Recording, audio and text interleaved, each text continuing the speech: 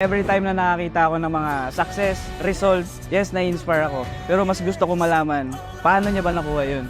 Kasi ako yung tao na mayayain, hindi ako nakapagtapos. Ang alam ko lang dati, mag-games, Dota. Wala talagang pangarap. I'm so grateful na itong Elite Empire nakita ko talaga. Hindi lang result ang binigay sa akin, kundi yung transformation. Of course, sa mentors natin, Empress, thank you so much.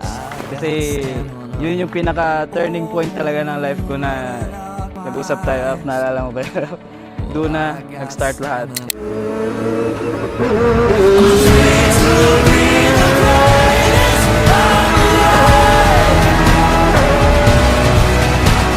One of my realization, hindi porke today, ganito yung buhay ko.